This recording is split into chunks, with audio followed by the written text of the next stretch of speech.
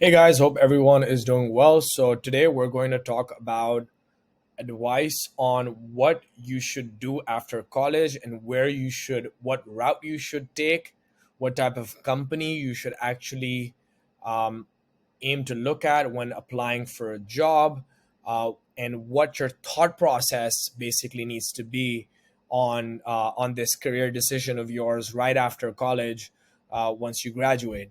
So, a lot of the people that like I look at resumes all the time, and people are applying to the different companies that we have, and the most important thing that I look at is are they a good fit for my company, right? And every company is structured in a different way, so there might be a candidate that fits well in a certain organization due to the culture of it, and maybe not in a certain organization.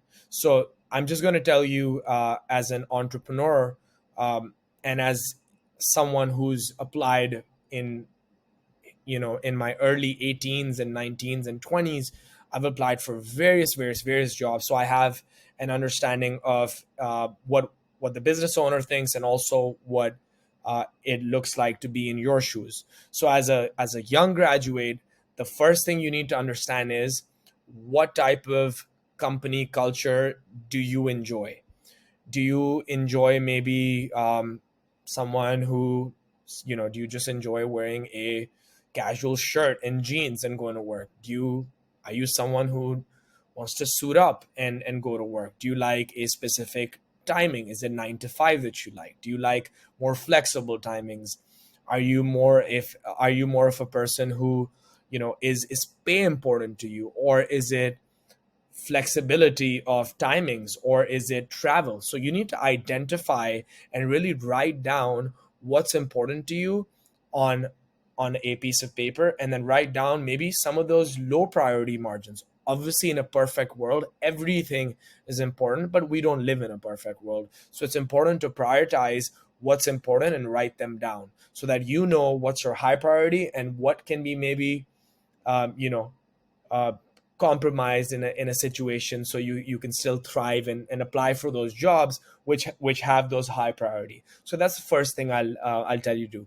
Number two, the most important thing is, are you fit for a startup, a medium sized company, or a very macro large size company? So this is extremely important, because some people, they can do really well for startups. However, they don't do that well in the macro, big, massive companies.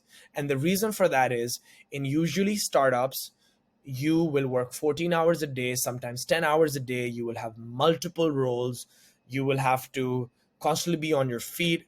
You will be a huge, like a very important part of the machine. And if you're not functioning at the right equilibrium, the business will not work. So you're extremely important to the entrepreneur and to the business.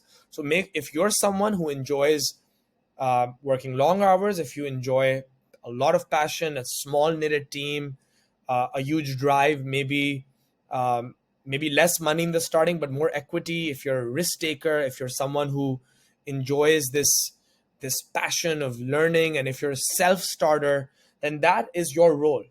And if you're not willing to do all of the things I said, maybe that's not something you need to look at.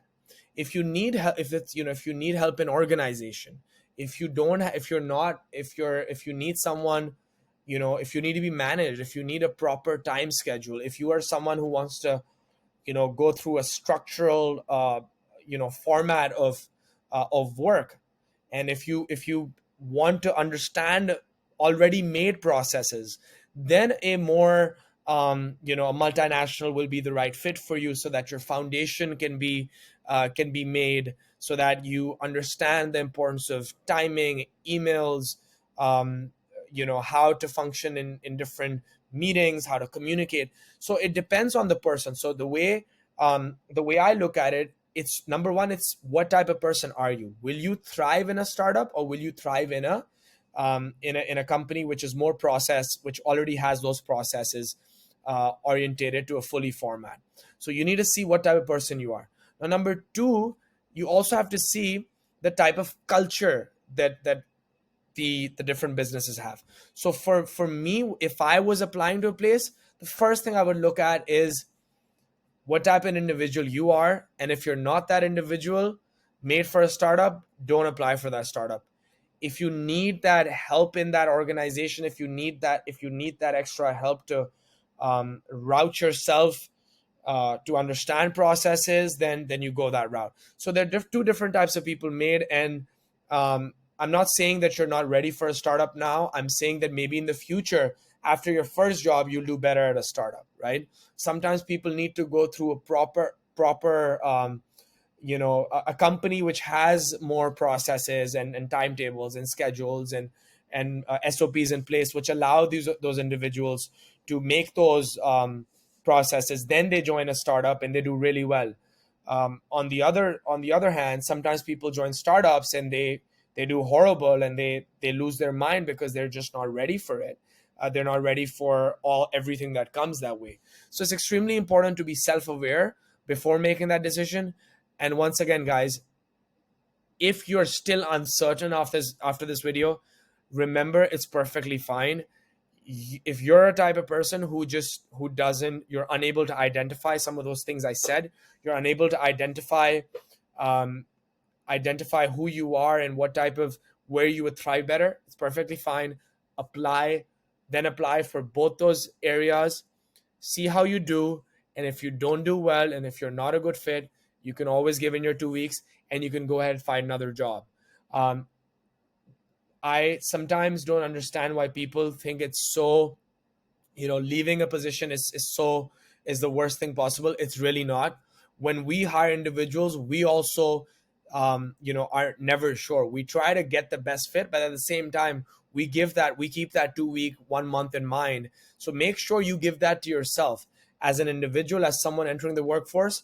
Try your best, enter a space, give it your fullest. But if you feel like it's not a good fit, and if it's mentally straining you, then you can always go ahead and proceed with the other route. But do give that position a full chance.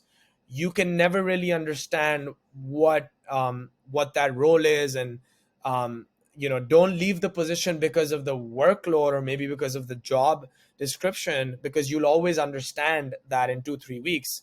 But if the work environment doesn't fit you, and if the whole scenario doesn't work together, then you let that go.